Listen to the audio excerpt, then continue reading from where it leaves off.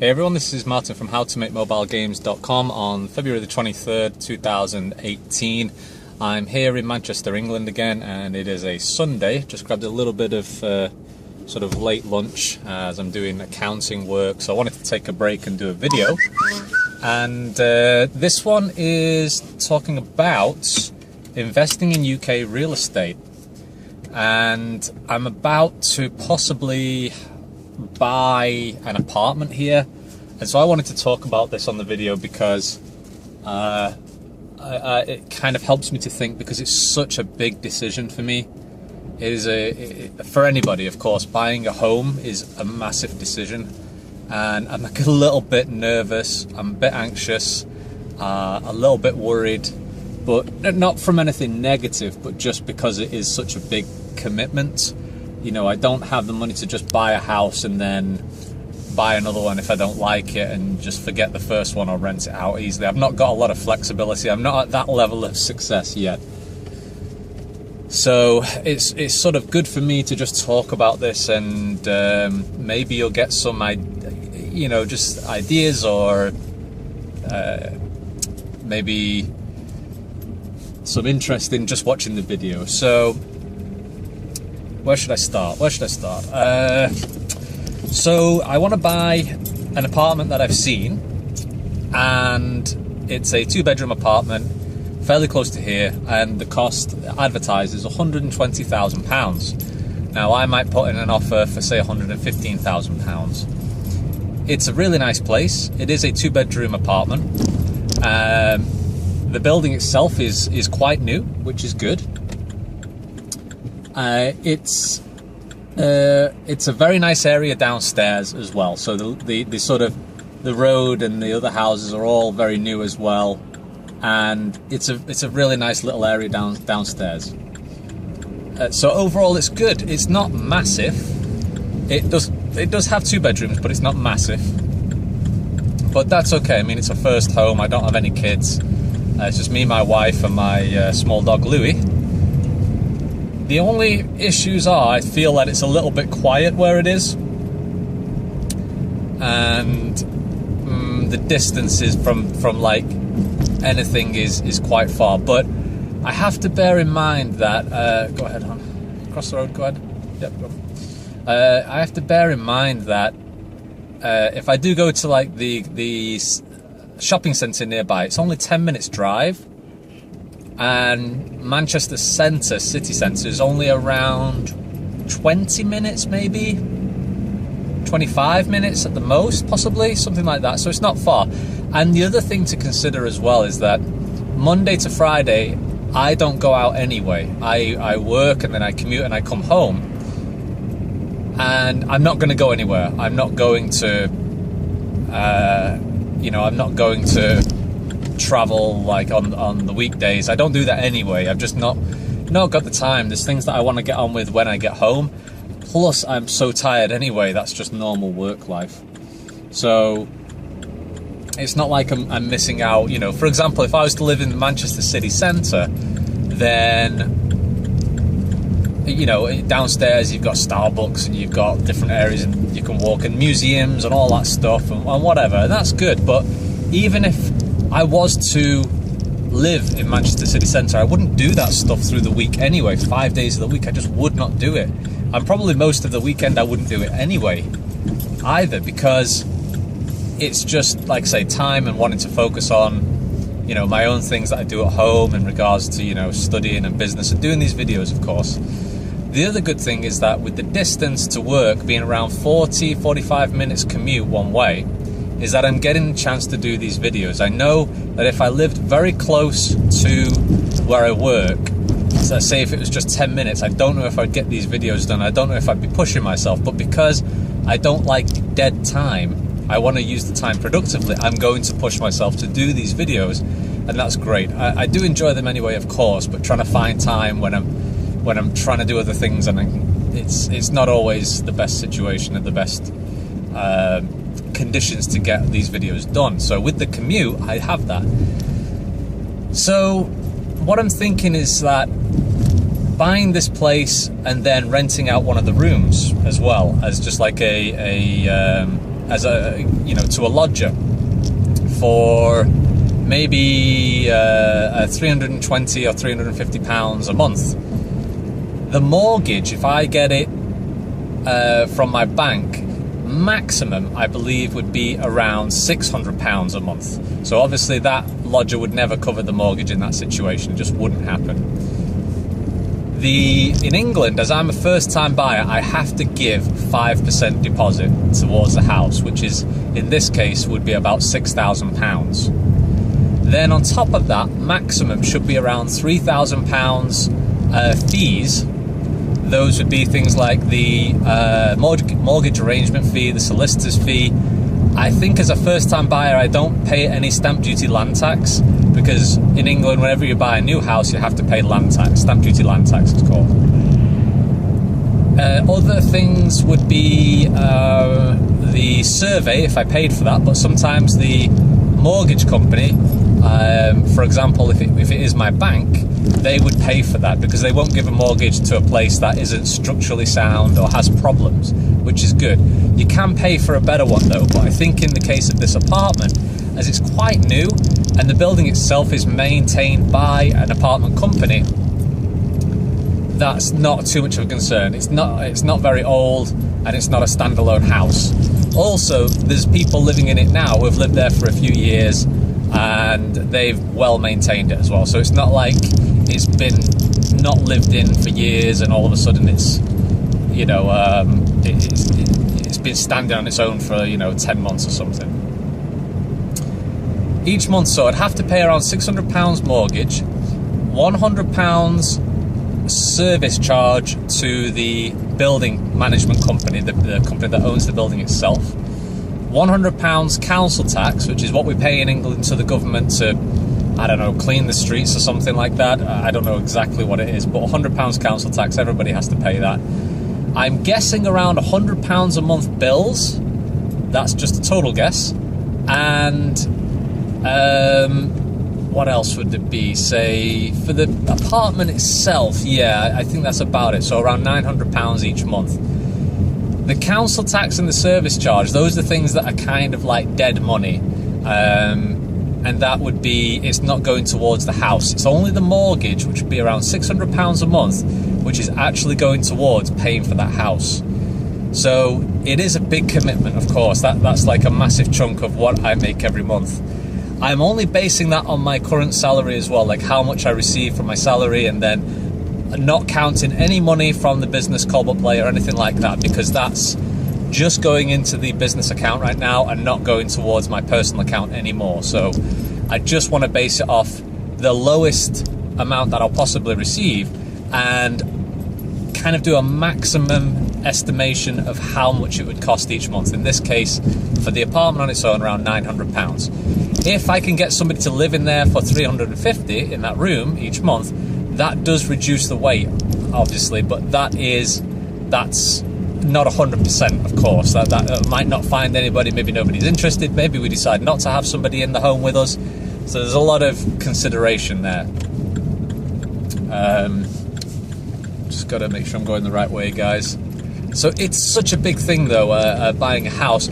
My long-term goal, guys, and I'll talk about goals in a separate video, but my idea is that I would like to be financially independent with real estate in 10 years' time. So that will make me 46. And what I mean by that, financial independence, is all of the money that I would make from owning houses and renting them out would be able to cover my living costs to a comfortable standard of living, perhaps the standard of living that I have right now.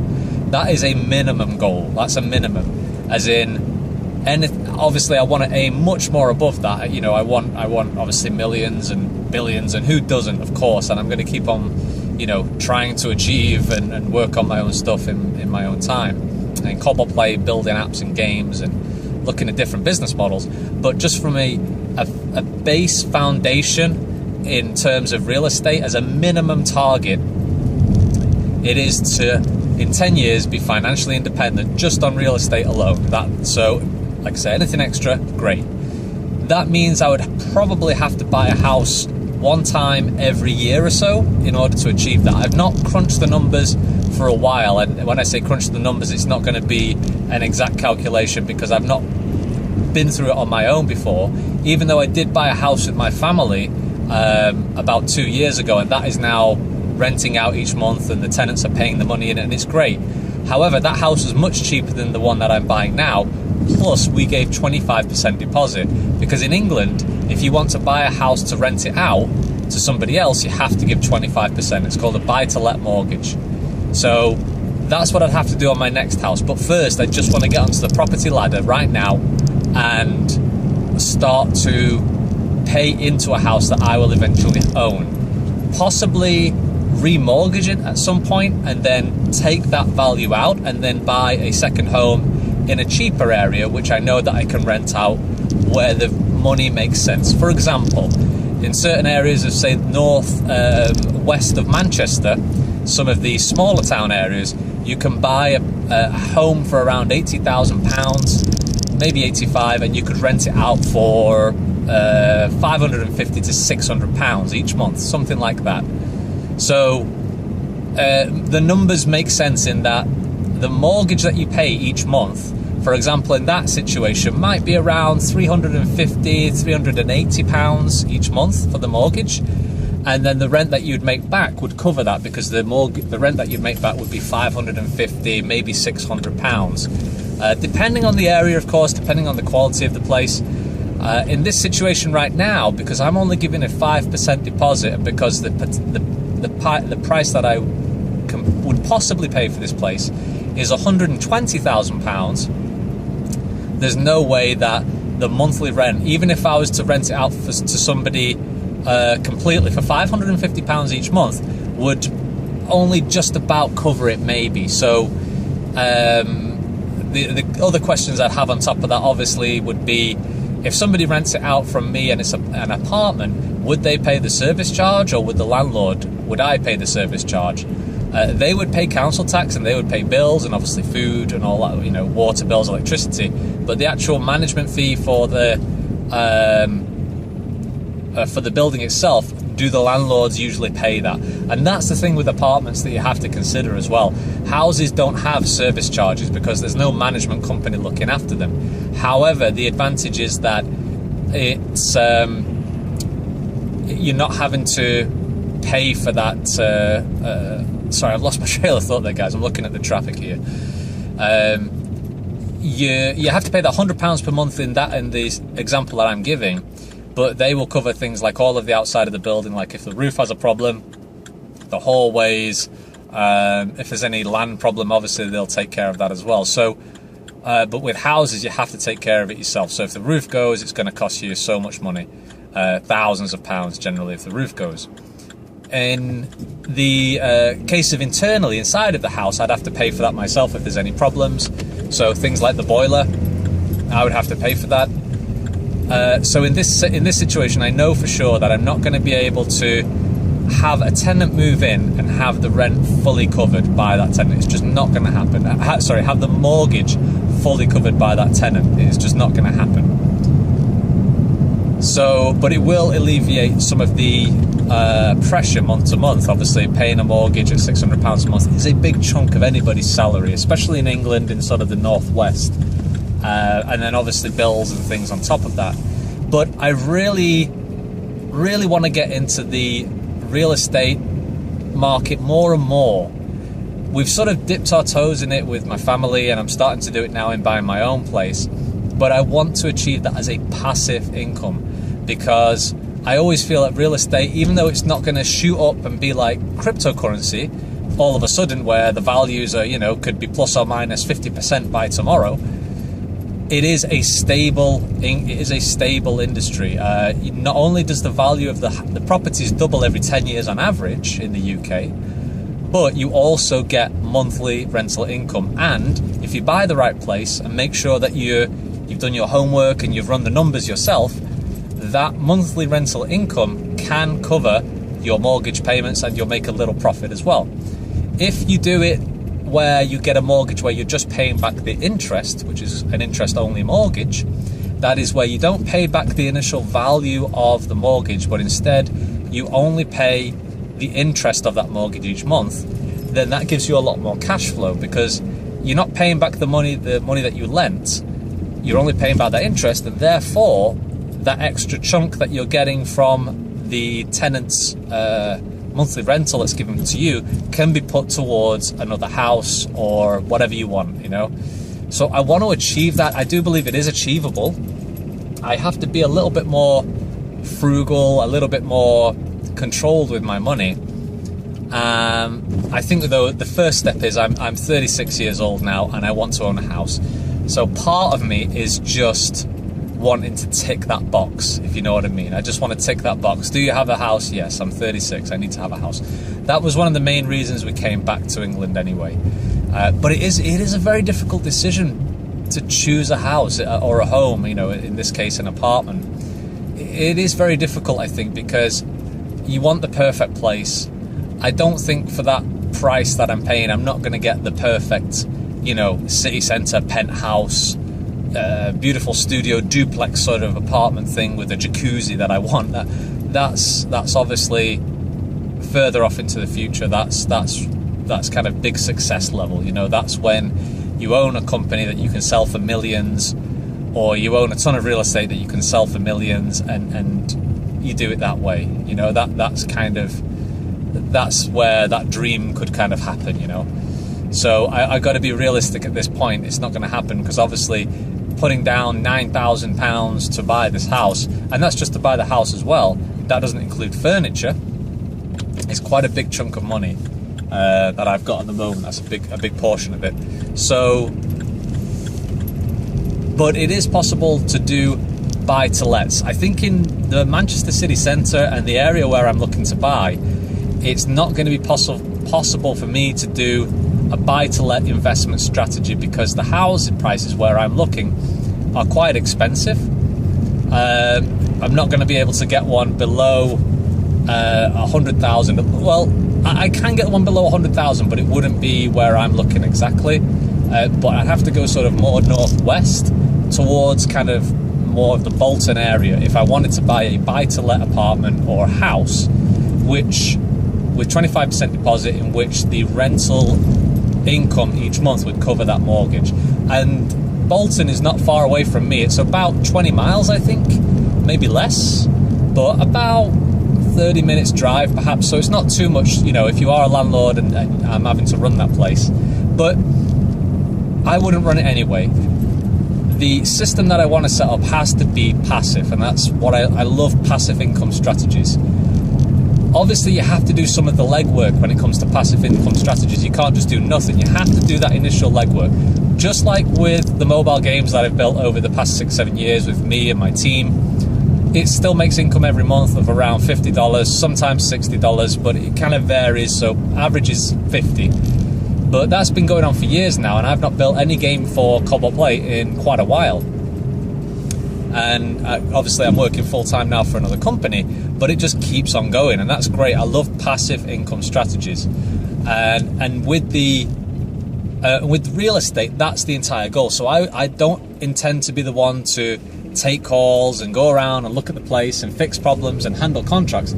I will hire a letting company to handle all of that for me, and they would charge, I think, 7 to 8%. Obviously, things like if the boiler goes or the oven breaks or something like that, I have to pay for that, so I have to take that into account. But in terms of actually organising it, I would hire a letting company who would give me a call if there's any problems, and they would handle it. You know, they'd look for a new tenant, they would handle the new contracts, and they would take their 7 to 10% each month. Fine. So long as it's hands-off and allows me to continue on the things that I love doing, you know, working on tech, software, working on games, building new apps and games, trying to find new business opportunities, that kind of stuff, then great. I've not got a lot of passion for real estate, but I do see it as an opportunity, especially that I'm in England and I can get mortgages now for buy-to-let in England. So one possibility is that I could get investment from China, for example, let's say for £40,000, and use that to buy a buy-to-let home. Now that would be obviously finding investment with a friend or family members or something, and then I would own a percentage of the house. That wouldn't be my money alone, because to save up a buy-to-let deposit is very expensive, of course. I mean, the house that I bought originally with my family, we had to save up. It was like 25 to 30,000 pounds. I can't remember the exact numbers, but that was between a party of 3. So I would have to go in on this with somebody else, put away the monthly rental profit into a joint account of some kind, or a business even, and then also look for the house appreciation over time. If the house markets do go on a cycle, they don't go up all the time, there are ups and downs, but on average they double every 10 years. And with places like Manchester, North Manchester, the house prices are still fairly low. They're not London levels. London level is insanely expensive, so it's a better place, and because I'm located here, I have that opportunity. So that's my goal. 10 years from now is to be financially independent with real estate in England, passively, completely hands-off as much as I can be, because the more passive I can be, the more time I have to focus on other things. You don't want to work, as a business owner, you don't want to work in the business, you want to work on the business. It's very important, I think, especially if something is to be scalable. You have to have a business system. You have to build a business system. And of course, that doesn't mean you put zero time into it. You have to do the initial legwork. But once it's reached a point where it's a system, and say you're hiring people to do things, then you can be much more hands-off. That would have worked for me possibly with Cobalt Play in my business, the Cobalt Play business, sorry, but because the market just wasn't there, it wasn't working. So I did have a business system where I'd hired some developers, obviously very important, they're building the software. I had a producer working with the developers, and they were working on testing the games, publishing them, helping them, doing the game design with the developers. That was a business system because I was pretty hands-off in that process, even though I was putting a lot of time into it. But the business system was starting to grow.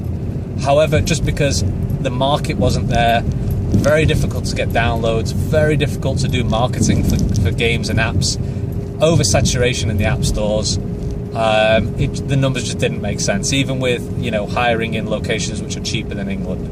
But with real estate, it's one of those things where people will always pay big money for a house. In England, there is an undersupply of houses. It's not like China, where China's building a new skyscraper every 5 seconds on any space where they can find it. England is a much more slow-growing country, but more stable country, and so things like house prices and house demand is always going to be on the rise in England because population is going up faster than we can build houses, and so that's a good thing for any any landlord or people want to get into real estate. Of course, there's many nuances to this. I know, obviously, things like the government cracking down on. Not cracking down, but the government introducing new rules whereby they'll start to charge you 100% on your gross income from rental yield, as opposed to your profit starting from this year. They started it at 25% of the gross, next year 50%, and then the year after 100%. That is what I heard. All of those things obviously are a consideration. I'm being very simplistic in how I'm explaining this, of course. It's just an idea, but it is a goal. It is a goal. And the first step really is for me to get my own place, get onto the property ladder, then look to see if I can find a place that I'd like to buy as a buy-to-let opportunity, more in North Manchester. Speak with people out there who are interested in investing in England. Some friends in China have shown a lot of interest. They just need, because I can now get the buy-to-let mortgage, I believe I can anyway, and then we invest in the house together. I might put down a few £1,000s, they might put down more, because I'd need at least, say, £30,000 to achieve that. But that's the rough plan right now, and I know for sure there's obviously many considerations. I know I'm very new to this. I'm not dumb in thinking that it's an easy process. I've been in business long enough to know that things are not simple. And I know anything which is making a lot of money is very competitive. That's just the nature of business. If it wasn't competitive, it probably wouldn't be making that much money, or it soon will be very competitive because it's making money. So anyway, that's my thoughts on investing in England. I just wanted to share that because it's been so much on my mind this past few days, guys, just thinking about buying a house. Is it right? Am I wrong? Am I choosing the right place? What about the distance? I want to stay close to my family, though, of course. I've not seen them in 11 years. Well, I've seen them in 11 years, but I've not lived in England for 11 years. It's a very different lifestyle here. All of these considerations, you know, should I live closer to the city centre? But then again, even on the weekdays, I'm not going to go to the city centre anyway, and it's only 25 minutes drive away.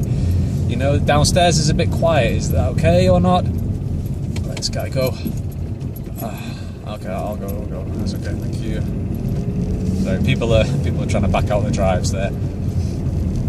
All of these things, it really has me a little bit anxious, a little bit worried, and a little bit scared because it's such a big decision. And I'm guessing that most people go through this when they buy their first home, especially when it's a big portion of their income.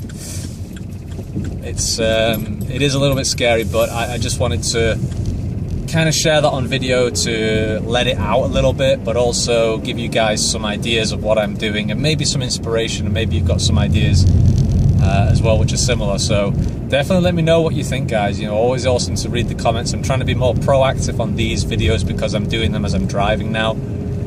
Each day I'll hopefully do a video. Thank you so much for the support so far, guys. More videos definitely coming soon. Wherever you are, have a great weekend, and I will catch you later. Bye bye.